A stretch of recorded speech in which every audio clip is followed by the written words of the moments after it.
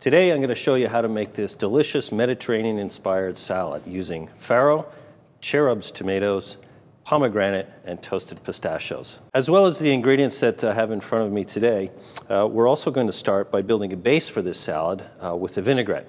And the vinaigrette is very simple. It combines three ingredients: a nice quality olive oil, some red wine vinegar, and a little bit of garlic. And we're just going to combine those into a simple vinaigrette.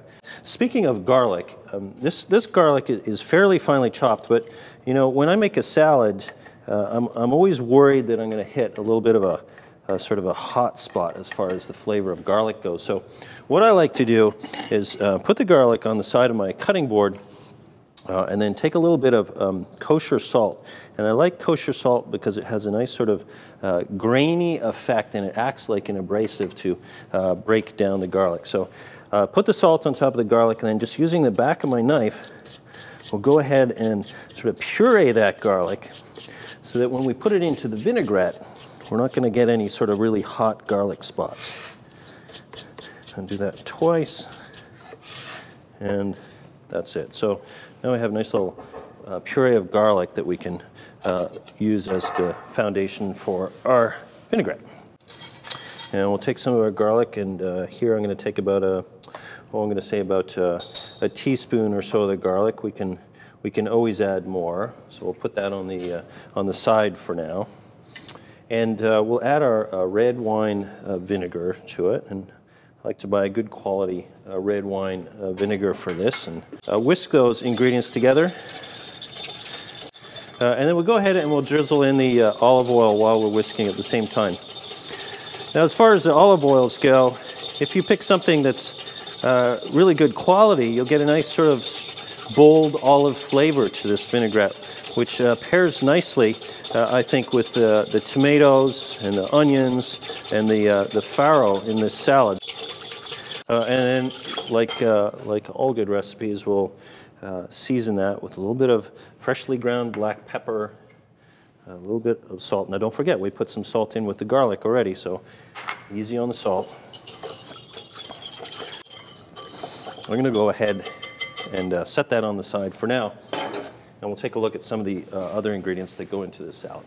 We'll start with our farro. Now, this is a type of wheat, and we've already pre-cooked it for this salad, and there's really two ways of doing it. One way is just to cover it with water, add a pinch of salt, and simmer it for about 30 minutes, and then drain it and cool it.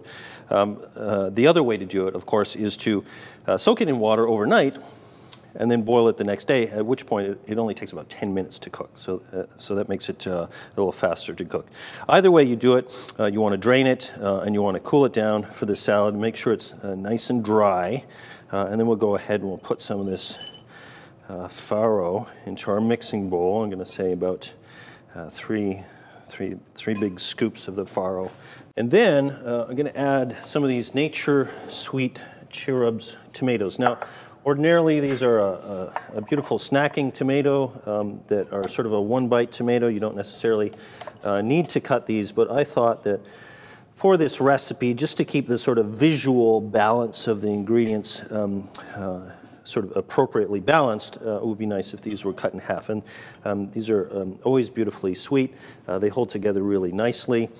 So we'll just cut those in half, and we'll add those to the farro that's already in the bowl here. So that's sort of the base ingredient flavor. And then we have a couple of other ingredients, and here's where it sort of gets a little bit more Mediterranean. We have some pistachios, green pistachios that have been toasted. That's why they're brown. You could chop them up, or you can leave them whole. In this particular recipe today, I'm going to leave them whole. We have pomegranate seeds, fresh pomegranate seeds. These add a beautiful element of sweetness and acidity to this salad, so that's why I like to use those.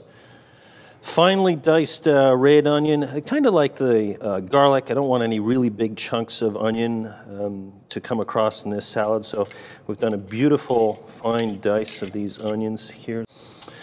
I've also got some diced roasted red peppers. So these have been roasted and their skins have been removed, and those have been diced into small pieces. And then we have some herbs that we can add here. So here's some fresh mint, and rather than chopping the mint, I really want this salad to look natural, so just tear that mint up into pieces. Might not be obvious to you, but we've already removed the large stems, so we don't have big stems in there, so we're just tearing up the leaves into this salad. We also have Italian parsley here. Again, not the stems, just the leaves. We'll tear that up as well. And the last herb I have here is some fresh chives. I'm not going to put those in whole. I'll just sort of mince those up nice and finely, and then put those in together with the rest of the salad. I've got a block of feta cheese here. You can obviously buy it pre-crumbled, but I like the big block here so we can break it into large sort of chunks in this salad, and you can really see the pieces of feta. Again, it's sort of like the herbs that are torn. You know, I prefer to have this more natural looking by just breaking the feta into sort of large pieces rather than dicing it up. And we always add the vinaigrette to the salad, not vice versa, because we don't want to add too much of the vinaigrette to the salad. We want to have it nicely in balance. So I'll start with, I'm going to say probably about a 1/4 cup here. And we'll go ahead and just sort of gently lift those ingredients from the bottom of the bowl up.